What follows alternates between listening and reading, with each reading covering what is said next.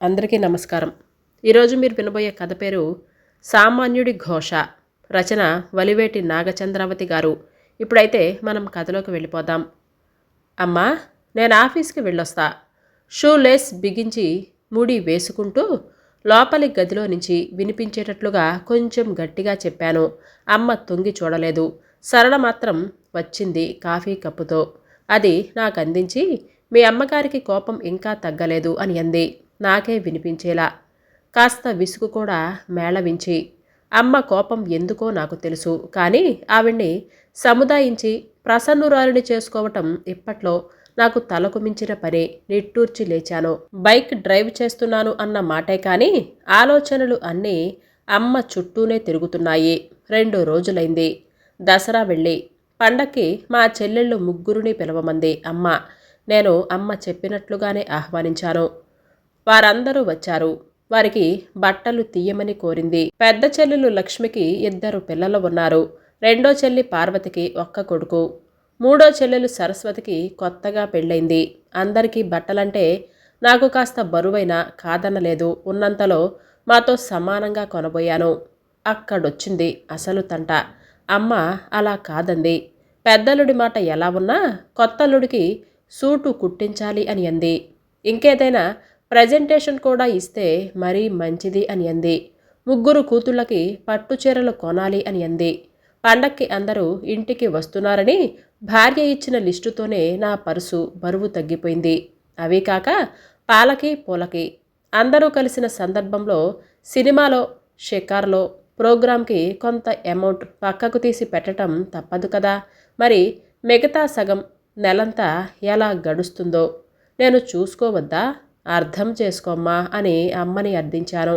అమ్మ ముఖం మార్చుకుంది. పండక్కొచ్చిన చెల్లెళ్ళు వెళ్ళిపోయిన తర్వాత కూడా ఆ ముడతలు వేడలేదు. అమ్మ నా దగ్గరికొచ్చి 5-6 నెలలే అయింది. అప్పటి వరకు మా సొంత ఊళ్ళోనే ఉండేది. 4 ఎకరాల మాగాణి, 4 గేదెల పాడి, 1 ఆవు, దిట్టమైన పెంకుటిల్లు ఉండేవి మాకు ఒకప్పుడు. పెద్ద చెల్లెలకి నాన్న ఉండగానే పెళ్లి చేశారు. గొప్ప సంబంధమంటూ 2 ఎకరాలు అమ్మి చేశారు. రెండో చెల్లి పార్వతిది ప్రేమ వివాహం. మా ఊరే. స్కూల్ టీచర్ అతను. తాడు బొంగరం లేనివాడికి పిల్లను ఇవ్వను అని అంది. నాన్న మరణించి అప్పటికి ఇంకా ఏడాది దాటలేదు. నేనే పెద్దరికం చూపాల్సి వచ్చింది. అతనికి లేకపోతే ఏంటమ్మా, మనకుంది కదా. మిగతా 2 ఎకరాలు పార్వతి పేరున రాసేందుకు అమ్మని ఒప్పించాను. ఆఖరి చెల్లి పెళ్ళప్పుడు ఇల్లు కూడా అమ్మక తప్పలేదు. అప్పుడు అమ్మ బాధపడింది. నీకేమీ మిగల్చలేదురా నాన్న అని అంటూ. నువ్వున్నావు కదమ్మా అని అన్నాను. సరస్వతి కాపురానికి వెళ్ళిపోయాక గేదెలు, ఆవులు ఉన్నాయి. వాటిని చూసుకుంటూ ఇక్కడే ఉంటాన్రా అని అంది అమ్మ. అమ్మకి పట్నం వాసం సోకులంటేనే పడదు. ఆ పల్లెటూరు పూల మీద నుంచి, పైరు మీద నుంచి వచ్చే మెత్తగా తడిమే ఆ పరిమళాల పిల్లగాలిని వదలలేకపోయినా బలవంతంగా అమ్మను తీసుకొచ్చేశాను. మా దగ్గరికి వచ్చిందన్నమాటే కానీ అమ్మ ఈ సిటీ వాతావరణంలో ఇమడలేకపోతుంది. ఇక్కడ అలవాట్లకి పద్ధతులకి అలవాటు పడలేకపోతుంది. తూర్పు తెల్లబడకుండా ఇంటి ముంగిట్లో ముగ్గేసుకోవాలి. పొద్దెక్కిన తర్వాత చీపురు పట్టుకొస్తావేంటి అని గద్దించిందట సరోజినిని. మా అపార్ట్మెంట్స్ అన్నిటికీ ఆ మహారాణే కేర్ టేకర్. ఆవిడ ఏం చేసినా ఎలా చేసినా ఊరుకోవాల్సిందే. ఎన్నాళ్లకి ఆమె గారిని నెలేసే మనిషి రావటం. రూల్ పెడితే నాకు కుదరదమ్మా. నిమిషాల ప్రకారం పనిచేసేవారినే చూసుకోండి. మండిపడుతూ తేల్చేసిందట. అది గోల పెట్టింది నా దగ్గర రహస్యంగా. ఇది వరకు 2-3 రోజులు ఉండి వెళ్ళిపోయేదమ్మా. ఎలాంటి రిమార్కు చేసేది కాదు. బహుశా పర్మనెంట్ మెంబర్ అయిన దగ్గర నుంచి ఇవన్నీ దృష్టిలో పడుతున్నట్లుగా ఉన్నాయి. ఉండటానికి ఇన్ని వాటాలున్నాయి. అంతా తలుపులు బెడాయించుకొని లోపలే మగ్గిపోతారు. కానీ ఒక్కరు కూడా బయటికొచ్చి మాటామంతి ఆడుకోరేమిటి అని అంటుంది విడ్డూరంగా బొగ్గన వేలేసుకొని. 1 ఫ్లాట్, 1 వాటా అమ్మ దృష్టిలో. అవును, ఇది అపార్ట్మెంట్ సంస్కృతి. తలుపులు తెరుచుకొని ఉంచుకోరు. గలగలా మాట్లాడరు. అది నాగరికం కాదు. అమ్మకది అర్థం కాదు. ఏం ఊర్రా ఇది, వల్లకాడా? పొద్దున్నే గుడికి వెళ్ళి దండం పెట్టుకుందామంటే లిఫ్ట్లో 4 అంతస్తులు దిగాలి. 100 రూపాయల నోటు ఆటోవాడికి సమర్పించుకొని గంటంపావు ప్రయాణం చేసి మైళ్ళ దూరం పోవాలి. ఆ ప్రయాస తలుచుకుంటేనే ఇంటి దగ్గరే దైవ దర్శనం అయిపోతుంది అని నాతో చెప్తుంది మొన్న శనివారం. పిచ్చమ్మ, 4 బారులున్న మా పల్లెటూరా ఇది? వీధి చివరన రామాలయం, చెరువు గట్టున వెంకన్న గుడి ఉండటానికి ఇది ఓ పెద్ద నగరం. ఇలాంటి ఇబ్బందులు ఇక్కట్లు తప్పవమ్మా అని అమ్మ నొచ్చుకోకుండా చెప్పటం నాకు చేత కావట్లేదు. సరే, బయట విషయాలు వదిలేయండి. నేను బెడ్ కాఫీ తాగటం నచ్చదు.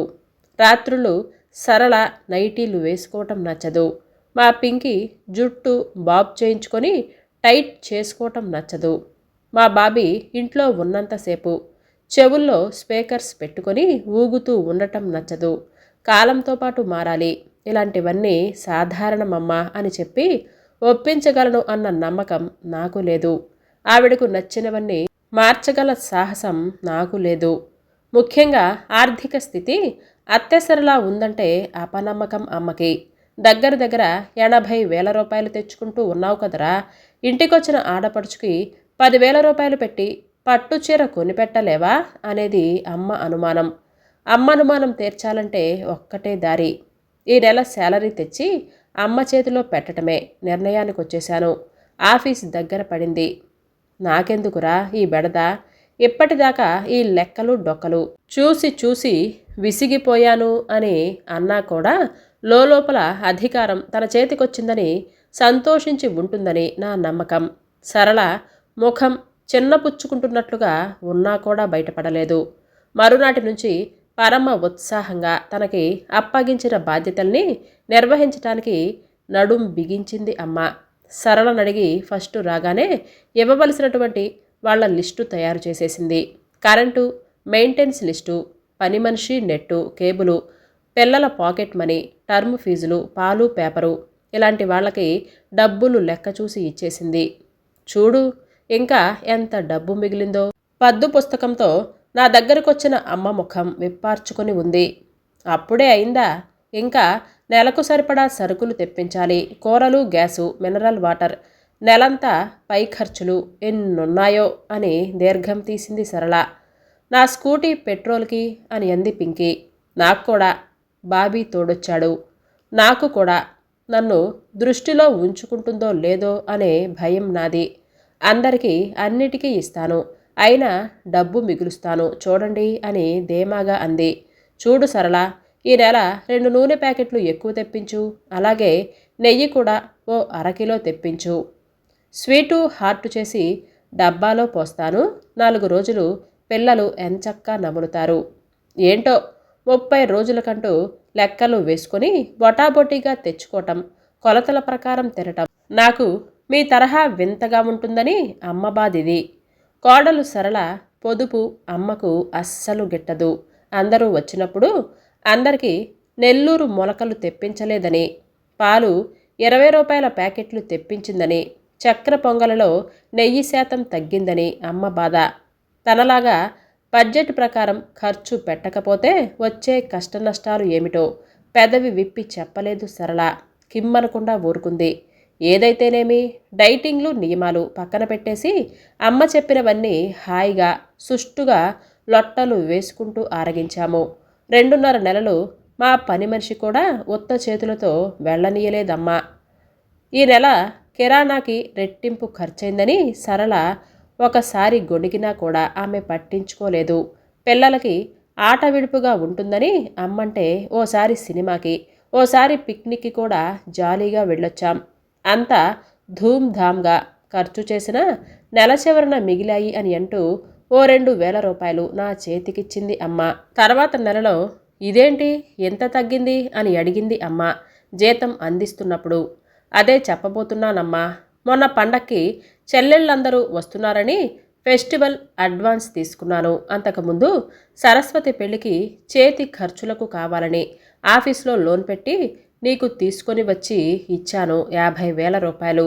అది ఇంకా తీరలేదు. ఆ రెండింటికి వాయిదాలు జీతంలో కట్టయిపోతే మిగిలిందిదే. ఈ 2 నెలల బట్టి ఖర్చులకి చాలవని లోన్ కట్టకుండా ఆపాను. ఇంకా ఎంత? 4 నెలలంతే తీరిపోతుంది. అమ్మకి అర్థమయ్యేటట్లుగా సంజాయిషి ఇచ్చాను. అమ్మ కాస్త నిరుత్సాహపడ్డట్లుగానే ఉంది. పర్వాలేదు సరిపోతుందిలే అన్నదే కానీ ఆ తర్వాత సరిపెట్టడానికి డబ్బు వాడకం ఎన్ని విధాల కట్టడి చేసిందో. పాలు నెయ్యి కొలతలు యథాప్రకారానికి వచ్చేశాయి. ఇప్పటి వరకు నిండుగా కళకళలాడిన ఫ్రిడ్జ్ వెలితిగా బెక్కముఖం వేసినట్లుగా ఉంది. నిండా నూనె దీపాలతో పూల తోరణాలతో వెలిగిపోయే దేవుడి గది కూడా ఎకానమీ నేర్చుకుంది. అలవాటు పడ్డ ప్రాణాలు కదా. పిల్లలు డబ్బాలు వెతుక్కుంటుంటే ఆమె చూడలేక మరమరాలు వేయించి డబ్బాలో పోసిందట. మానేసిన శనగలు పెసలు తాలింపు పెడుతూ కొవ్వు పట్టకుండా శరీరానికి అదెంత మంచి చేస్తుందో ఆరోగ్య పాఠాలు చెబుతుందట. మరీ అంత పాకెట్ మనీనా అని కోప్పడి 200 రూపాయలు తక్కువ ఇచ్చిందట బాబిగాడికి. వాడు నా దగ్గరికి వచ్చి ఒకటే గొడవ. నెల చివరకొచ్చేసింది. ఇంకా 4 రోజులే ఉన్నాయి. తనలో తానే తెరిపిన పడ్డట్లుగా అనుకుంటుంది పాపం అమ్మ. తన హయాంలో ఇలా రోజులు లెక్క పెట్టుకునే తంట ఒత్తిడి ఎప్పుడూ పడలేదు. కానీ అనుకున్నది అనుకున్నట్లుగా జరగటంలో విశేషమేముంది? కాలేజీ నుంచి వస్తున్న బాబీ బైకుకి యాక్సిడెంట్ అయ్యి కాలికి చేతికి ఫ్రాక్చర్ అయింది. హాస్పిటల్లో జాయిన్ చేశాం. ఆపరేషన్కి 25,000 రూపాయలు కౌంటర్లో కట్టి రమ్మంది నర్సు. అమ్మ గుండె ఒక్కసారిగా జల్లుమంది. ఎలారా? కలవరపడిపోతూ అంది. గాబరా పడకమ్మా, నేనెలాగో సర్దుబాటు చేస్తాను కదా అని అన్నాను భరోసాగా, అమ్మ వెన్ను మీద చెయ్యి వేసి. అలా నేననగానే ఏం చెప్పను? మారిపోయిన అమ్మ చూపులు, కదలాడిన భావం ఏమై ఉంటుంది? తనకు తెలియకుండా దాచిపెట్టుకున్న ముళ్ళ ఏదో ఉందని కాదు కదా. అదృష్టవశాత్తు నేను ఫోన్ చేయగానే మూర్తి ఆసుపత్రికి వచ్చాడు. మమ్మల్ని పరామర్శించి నిన్న చిట్టి పారటం మంచిదైందిరా, నువ్వు అడగగానే ఇవ్వగలిగాను. నా చేతికి డబ్బు అందించాడు. అమ్మ చూస్తూనే ఉంది. అమ్మ సందేహం నివృత్తి అయిందేమో. బహుశా సమయానికి దేవుడిలా ఆదుకున్నావు నాయనా. నేను చెప్పాల్సిన కృతజ్ఞతలు తనే చెప్పింది కళ్ళు చెమ్మగిల్లుతుంటే. ఆపరేషన్ ముగిసింది. అంతవరకు పడిన ఆతృత ఆందోళన కొద్దిగా ఉపశమించి ఊపిరి పీల్చుకున్నాం. స్థిమితంగా ఆసుపత్రి క్యాంటీన్లో కాఫీ తాగుతున్నప్పుడు మీ స్నేహితుడికి ఈ డబ్బు ఒక్కమారుగా తీర్చక్కర్లేదుగా అని అడిగింది మా ఆర్థిక మంత్రి. అమ్మకేసి ఓసారి చూశాను. అతను కూడా నాబోటి వాడేనమ్మా. 70,000 రూపాయలు తెచ్చుకుంటున్నామని పేరే కానీ కటింగులు పోను చేతికొచ్చేది ఎంతని? నువ్వు చెబుతూనే ఉంటావే, ఎంత చెట్టుకు అంత గాలని. ఈ సిటీ జీవితం ఎంత ఖరీదైనదో చూస్తూనే ఉన్నావు కదా. రోజు రోజుకి నిచ్చెనలు ఎక్కుతున్న ధరలు, ఎదిగే పిల్లలతో పాటు పెరుగుతున్న ఖర్చులు, వీటికి తోడు సౌఖ్యానికి అలవాటు పడినందుకో, సాటివారితో సమానంగా ఉండాలని తాపత్రయంతోనో కష్టంగా ఉన్నా తప్పించుకోలేని ఖర్చులు కొన్ని. వీటితో నెల చివరికి రాకుండానే 1 తారీఖు కోసం ఎదురు చూపులు. అది మా పరిస్థితి. మరిక ఎంత ప్రాణ స్నేహితుడికైనా చేబదులు ఇవ్వగల తాహత సాధ్యమా చెప్పు? పాపం ఏ ముఖ్యమైన అవసరం తీర్చుకోవటానికో నెల నెల జమ చేసుకొని ఉంటాడు. నేనెలా కొద్ది కొద్దిగా ఎప్పటికో తీరుస్తానంటే ఉపకారం చేసిన వాళ్ళని ఇబ్బంది పెట్టినట్లుగా అవ్వదా? ఓహో, తొందరగా తీర్చేయాలి, తప్పదు. దీర్ఘంగా నిర్వికారంగా వివరించానమ్మకి. కానీ ఒక్క మారుగా తీర్చమంటే మాటలా? అమ్మ కలవరపడటం తెలుస్తూనే ఉంది. ఏం చెయ్యాలో నేను ఆలోచిస్తాలే అమ్మా. ఈ నెలలో ఇంకో 25,000 ఇన్సూరెన్స్ కూడా కట్టాల్సి ఉంది. మా ఆఫీస్లో ఫైనాన్స్ చేసేవాళ్ళు ఉన్నారులే, మొత్తం వాళ్ళ దగ్గరే తీసుకుంటాను. ఇంట్రెస్ట్ కాస్త ఎక్కువే అనుకో, తప్పదన్నాడు.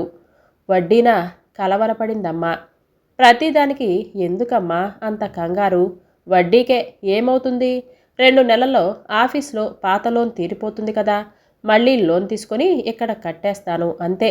కాకపోతే అప్పటి వరకు ఇంటి ఖర్చులు అదుపులో ఉంచుకోవాలంతే. నీరసం వచ్చేసినట్లుగా ఉంది అమ్మకి. కెరటాల్లా ఒకటి తర్వాత ఒకటి అనుకోని ఖర్చులు పడుతూనే ఉన్నాయిగా. అవి ఆగేదెప్పుడు? నువ్వు ఊపిరి పీల్చుకునేదెప్పుడు? దిగులుగా అంది అమ్మ. అర్థం లేని నవ్వు నవ్వాను. అమ్మా, జీతం ఇదిగో అని అన్నాను కవర్ అందించబోతూ. వద్దురా, ఓపలేని బరువిది, అర్భకురాల్ని, నేను మొయ్యలేను. ఆటుపోట్లకు తల వంచి తలెత్తే సమర్థత మీదే. తెలివి తక్కువగా మిమ్మల్నేమైనా అని ఉంటే మనసులో పెట్టుకోకండ్రా అని చూస్తూ మొహమాటంగా అంది. అలా మాట్లాడొద్దు అని అన్నట్లుగా అమ్మ నోటికి చెయ్యి అడ్డు పెట్టాను. ఇది జరిగిన 2 నెలలకి అర్ధరాత్రి లేచి ఫ్రిడ్జ్ దగ్గరికి వెళ్ళబోతూ ఆగాను. దేవుడి గది ముందర సన్నటి వెలుతురు. గోడ కానుకొని ఏడుస్తూ ఉంది అమ్మ.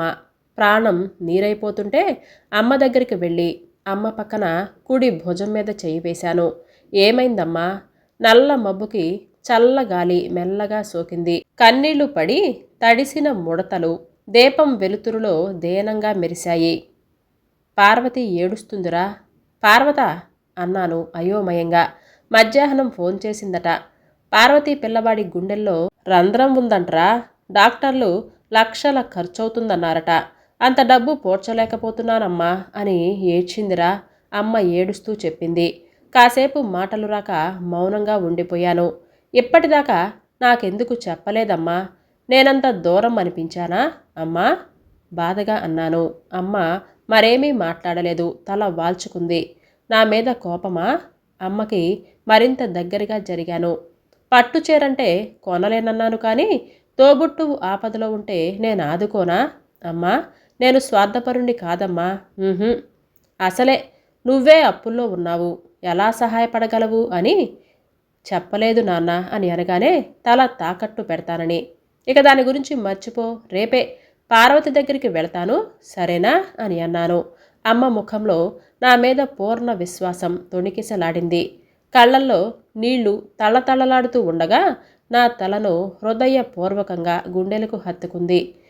ఇంత గొప్ప సంపద నాకుండగా నాకింకేం కావాలి? ఏ రుణాలు నన్ను బాధించగలవు? పొలకించిపోతూ అనుకున్నాను. ఈ కథ ఇంతటితో సమాప్తం. హాయ్ అండి. ఈ కథ మీకు నచ్చిందా అండి? అయితే లైక్ చేయడం, సబ్స్క్రైబ్ చేయడం, షేర్ చేయడం మర్చిపోవద్దు. రేపు సరికొత్త కథతో మళ్ళీ మీ ముందుకు వస్తాను. అంతవరకు బాయ్ అండి.